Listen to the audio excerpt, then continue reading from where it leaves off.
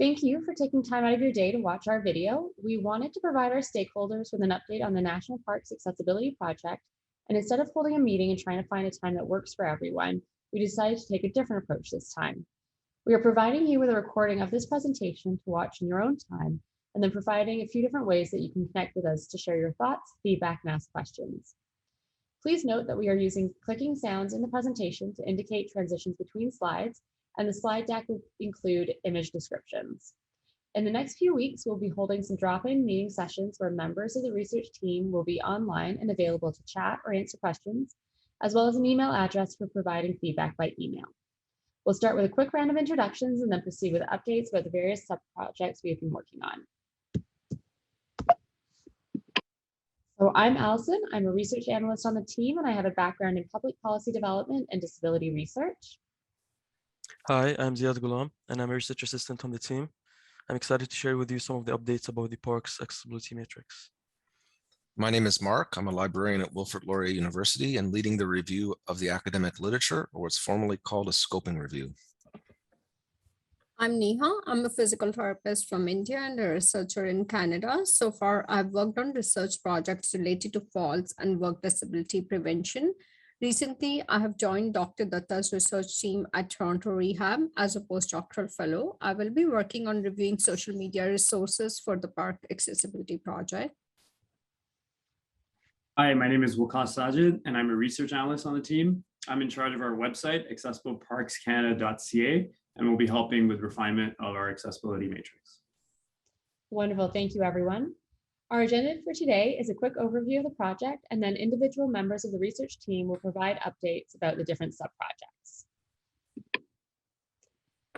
The primary objective of this project is to make recommendations to Parks Canada for improving accessibility at our national parks. These recommendations will be made to the Accessibility Standards Canada and the Outdoor Spaces Technical Committee in order to help establish guidelines and standards for national park access. This is a 2-year project ending in March 2023. One of the main deliverables of the project is a matrix of accessibility solutions. We are developing a matrix that will be populated with all sorts of solutions and design standards to improve access for individuals with disabilities that want to visit national parks and participate in activities while there. This flowchart illustrates the various different sources of information that we are drawing from to populate the matrix. This includes data collection from surveys, visits to parks to conduct accessibility assessments, a scoping review, including academic and non-academic information sources, and through feedback from our stakeholders like you. Now, Ziad will talk more about the accessibility matrix. Thank you, Allison. One of the core outcomes of this project is the accessibility matrix. Each cell within the matrix lists different solutions that would allow for a given activity to become more accessible for an impaired individual. In the case where no acceptable solution is available, a list of prioritized future work will be generated to address the gaps present. Next slide. This is a snapshot of the matrix where across the top you have different facilities and features present at national parks. This can include basic facilities such as washrooms, change rooms, as well as seating areas. It includes features such as visitor centers, trails, and grills. At the side of the table, you have a list which specifies different types of impairments, organized in 5 categories, which includes physical, sensory, cognitive, mental health, and communication. With the exception of the communication category, which Mark will talk more about shortly, this classification of impairments is retrieved from the 2017 Canadian Survey on Disabilities. Each cell within the matrix lists solutions, services, or design considerations that would allow for a given activity to become more accessible for an individual with a specific impairment. Next slide. This snapshot is a continuation of the matrix. It showcases the various park activities and experiences that someone might perform at national parks. Park activities and experiences can include boating, cycling, hiking, swimming, etc. Now I would like to perform a quick demo of how this matrix can be used. Let's pretend that someone has a seeing impairment and would like to participate in the interpretive and educational programs at national parks. Next slide. Now we can see that everything else besides the seeing row and the interpretive and educational programs column is blurred out. The intersection between the column and the row is a cell of interest. It is where we can find relevant solutions that would enhance access for a particular facility, feature, or activity.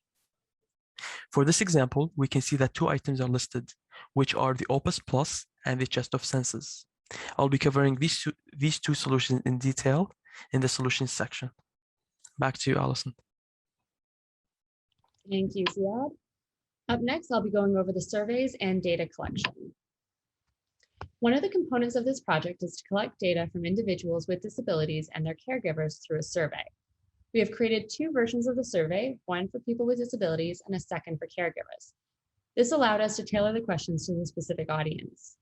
The survey covers all aspects of visiting a national park, from planning the trip, traveling to the park, facilitators and barriers to access while at the park, and participating in chosen activities and overall enjoyment. We will be advertising the survey through social media, our stakeholders, and various organizations and nonprofits that we've been communicating with. There will also be an option to participate in an in-depth interview. We will be submitting the survey to our ethics board, and we're currently working on our feedback and revisions. We expect to begin data collection in September, which will time nicely with the end of summer, and hopefully any participants who visited parks over the summer will have those memories fresh in their mind. Data collection will take place over the next 12 months, and during that time, we will continue working on the scope and review and developing the matrix. As well, members of the research team will be conducting site visits to various national parks, which we will cover more in depth later on. And now Mark will provide an update on the scoping review. Thanks, Allison. So what is a scoping review? Well, after researchers study a topic, they publish their results in articles in academic journals. Information about these articles is then stored in a very large academic database or databases, and with thousands of these articles in there. Searching these databases usually require a subscription from a university library. A scoping review is the formal name for a comprehensive method of searching these academic databases to find relevant articles. So in the course of exploring the topic, we found that YouTube was a very informative source for our research question. So we have decided to adapt our searching technique by posing our research question to both the traditional academic databases and to YouTube, which Neha will describe shortly. Next slide, please. So don't panic or worry too much about all the details on this slide. It's just to illustrate kind of the process. And what this table shows is how we're taking a broad concept relevant to the topic of outdoor parks, for example, front country research areas, and breaking it down into subcategories like front country camping grounds. And we keep breaking it down until we get sort of precise phrases like cabins. And we're taking all these categories and terms and combine them into a giant search string, which we then feed into a database to find the relative articles about outdoor parks. Next slide, please. In a similar slide, or similar way, we are developing a search strategy for disabilities. And in this case, we're turning to the disabilities types category that Statistics Canada uses in the Canadian Survey on Disabilities. And we have more work to do to fill in more of the keywords for that. But we've included one modification, and we were including communication disabilities. Statistics Canada seemed to have intended to include this disability type in their national survey, but there were sort of some methodological problems, which meant they didn't decide to do that. Next slide, please. Now, including disabilities has drawn our attention to potential facilitators, such as communication boards, as we should see here in this slide. We have found a lot of examples at school parks and municipal parks, and we recently found an example of a communication board used in Australia. Next slide. So yeah, that's it. Thank you, Mark. Neha will now share how we will be using YouTube to support our research. As part of the scoping review our team is working on, I will be reviewing YouTube videos to extract information on barriers and facilitators for park accessibility.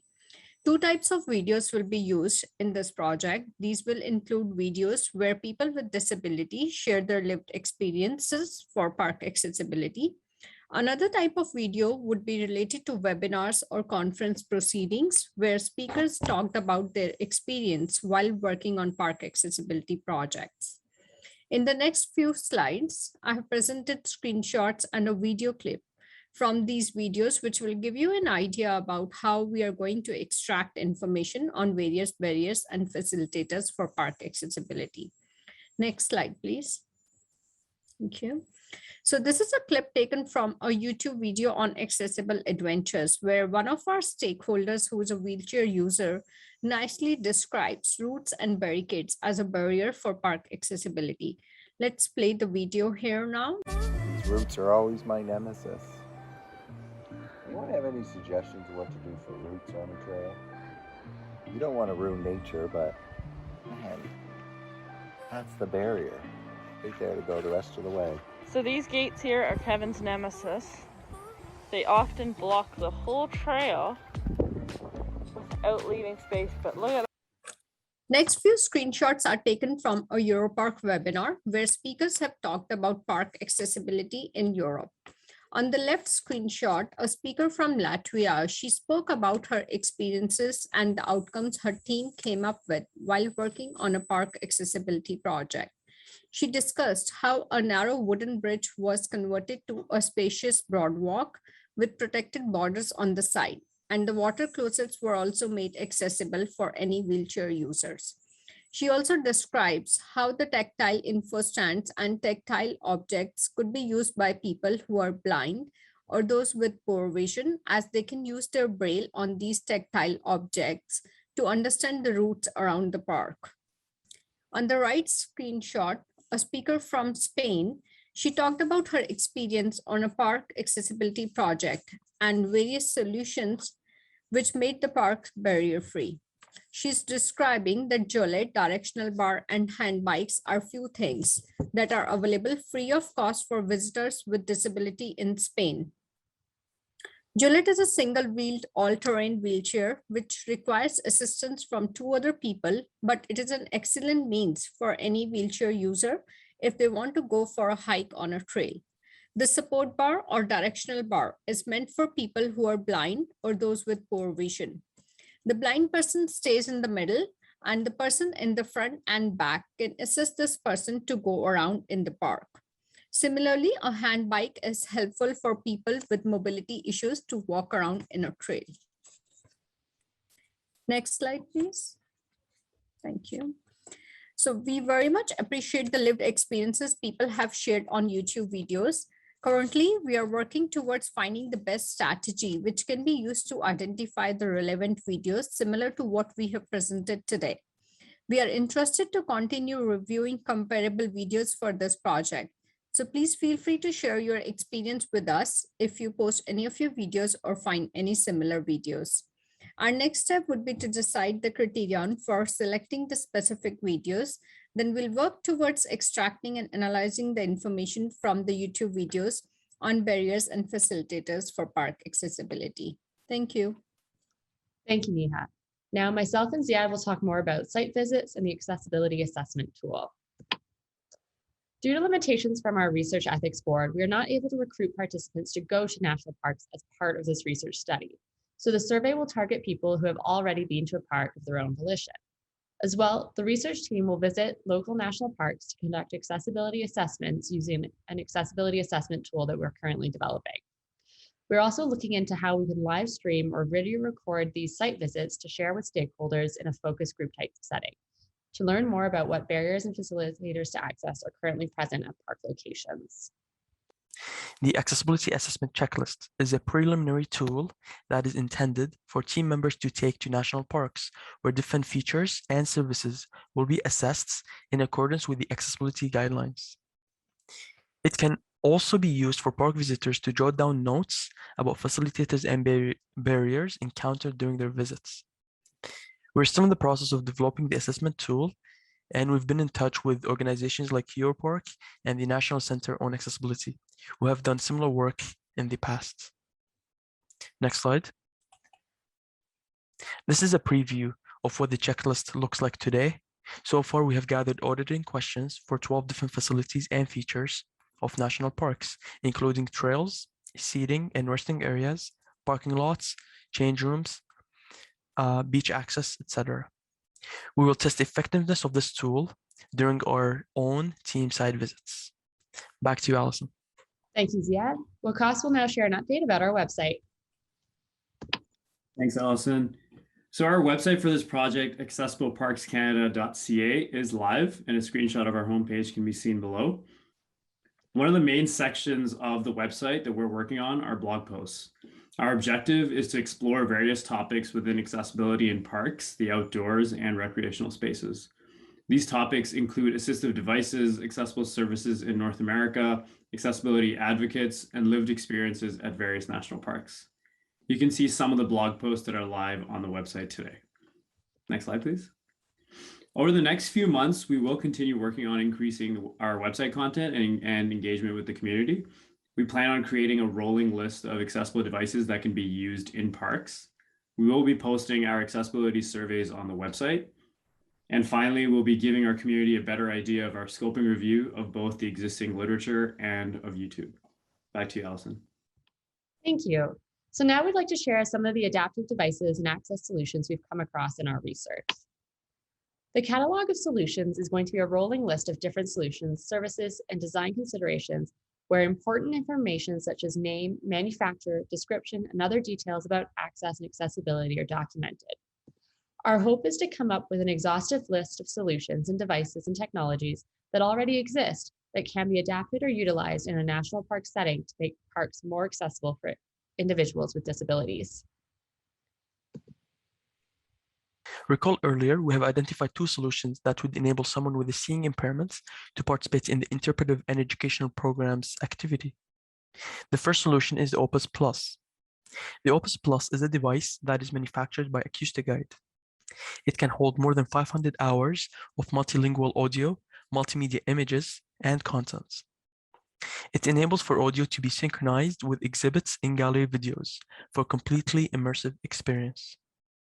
This device assists individuals with seeing impairments to be able to access tours, guides, and interpretive and educational programs. Next slide, please. The second solution that was listed in our demo earlier is the Chest of Senses. The Chest of Senses is a hemispherical case designed to teach children and adults with visual and hearing impairments to the nature of forests and coastal areas.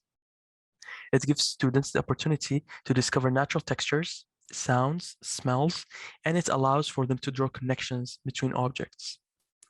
This device assists individuals with seeing and hearing impairments to be able to access virtual tours and interpretive and educational programs. Over to you, Wakas. So the Trail Rider is a single-wheeled all-terrain mobility device that makes trails accessible for individuals with disabilities. It is adjustable and can accommodate individuals of all sizes, including children. In order to use a Trail Rider, 2 to 4 drivers, also known as Sherpas, are required to either push from behind or pull from in front. The number of Sherpas depends on the difficulty of the terrain. The more difficult the terrain, the more Sherpas that are required. Next slide, please. The Trail Rider is proudly Canadian, made in BC by the British Columbia Mobility Opportunities Society, also known as BC MOS. There are various rental and buying options across the country, which can be found on BC MOS's website. Trail Riders are also available in many other countries around the world, including Australia, Japan, South Korea, and the United States. BC MOS has also created a list of Trail Rider friendly trails in BC that can be found on their website, bcmos.org. We discovered 2 examples of changing places washrooms, a mobile one at a beach in Costa Rica, and another that appears to be a more permanent facility base at a beach in Spain. A changing places washroom should not be confused with a facility for changing in and out of bathing suits, for example. It's a washroom based on a British standard, BS 8300-2. It has a peninsular toilet with grab bars on either side and space for 2-person assisted transfer, a ceiling mounted lift, and an adult sized changing table. Thank you. In our research, I stumbled across the nonprofit organization Rocky Mountain Adaptive. They are located in Alberta and offer a wide range of winter and summer sports, lessons, and guided excursions for people with disabilities. These offerings include kayaking, paddleboarding, mountain biking, sit ski, snowshoeing, and skating. They also offer a wide range of lessons and program types that accommodate all types and levels of disabilities. A few weeks ago, I was invited to attend a kayaking event, and it was a fantastic learning opportunity with so many takeaways. But what I specifically wanted to highlight today was the aftermarket adaptations they make to kayaks. They had these pontoons that could attach to the back of the kayak to make it more stable, and the floats can be adjusted in or out depending on the needs and/or comfort level of the participant. They also had secure seating in the kayaks with harnesses, back and neck support. They had ways to secure the paddle to the center of the boat. They also had a set of large inflatable wheels like those found on sand wheelchairs. This allowed for a participant to be moved from their wheelchair into the kayak at the top of a boat launch and then wheeled down to the water. Once the kayak is in the water, the wheels are removed. They also had tethers, so a participant's boat could be tethered to the boat of an instructor or a caregiver. And this is just one of many examples of how Rocky Mountain Adaptive is adapting and innovating to make national park recreation more accessible. This video is taken from the YouTube channel, The Disabled Photographer Project. The channel is run by a disabled photographer, and in her How Accessible is Accessible series, she focuses around accessibility, diversity, and inclusion in the outdoors. In one of her videos, she talks about an assistive listening device called a tactile talking pen, which is widely used in a park at San Diego for visually impaired individuals. This audio pen is easy to operate, especially for someone who uses an earpiece or headphones, as they can easily connect the audio pen to it. The pen's default computer system determines its location on the tactile surface, then plays spoken descriptions through a tiny speaker or headphones.